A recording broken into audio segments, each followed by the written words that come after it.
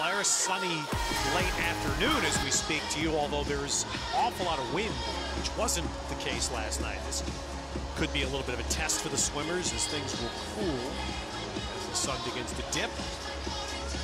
And it's an interesting 200 fly field, Rowdy. The two swimmers who represented the United States at the World Championships last summer. Camille Adams is not here. Maya Dorado did swim here, but she's not apparently in peak form right now. She did not make the finals. And so there's an opening, basically. We've got some young swimmers.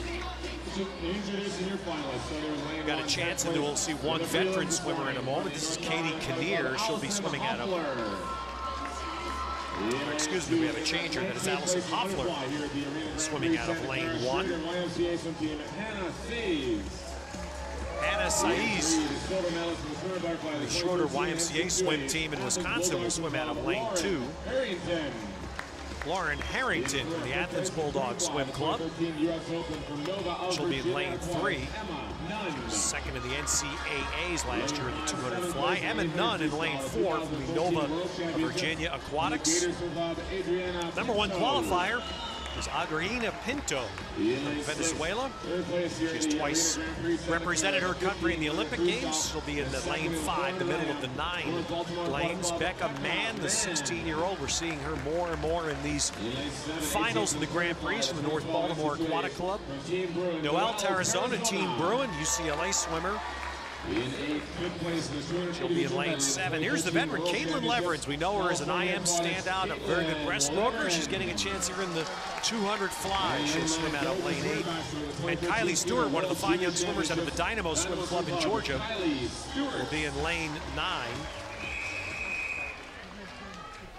A lot on the line for this young lady, Caitlin Leverins, who has a chance to move up in the standings of the Grand Prix with this race and the 200 IM. She needs 5 points. You get 5 for first, 3 for second, and 1 for third. So she could technically get those 5 points by finishing second in both this race and the 200 IM a little bit later on in the program. So this is a very important race. It's interesting to think that she would swim this race knowing she only needs 5 points. I think the strategy behind that is probably saying, hey, let's go ahead and take a chance of maybe getting second in both. A lot on the line. Yeah, we showed you those Grand Prix standings. And I can think Hosu is going to win the prize money that goes for winning the Grand Prix Series. $20,000. This is very important for swimmers and help fund their training.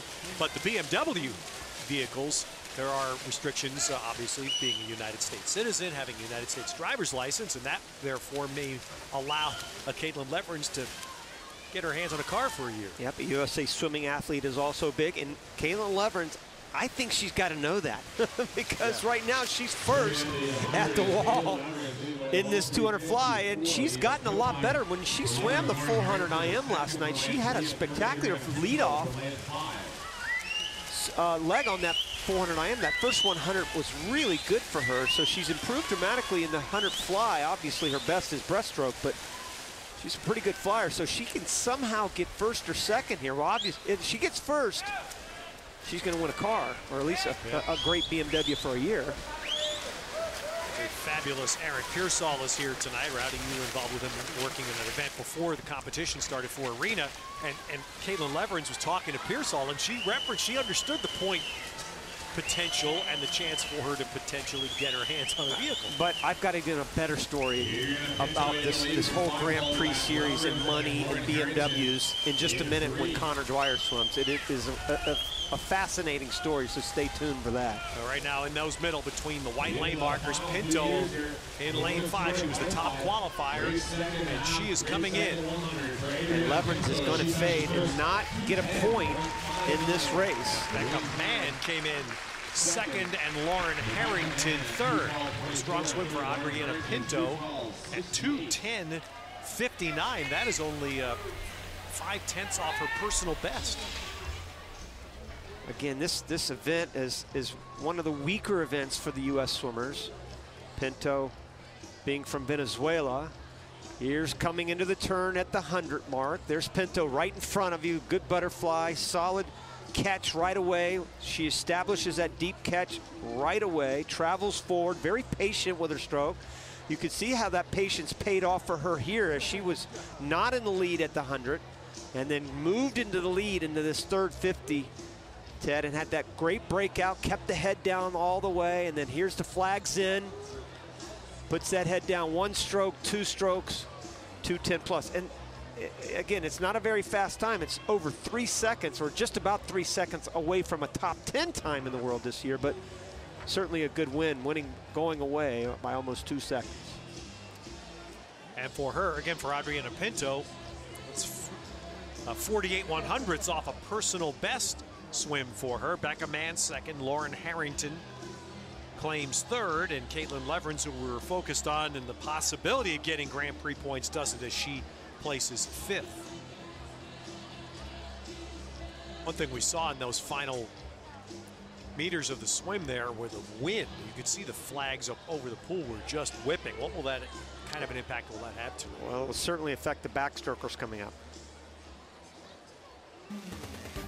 All right, so the women's 200 fly begins our proceedings tonight. We'll have the men's 200 fly. Chase Kalish will be featured when we come back on Universal.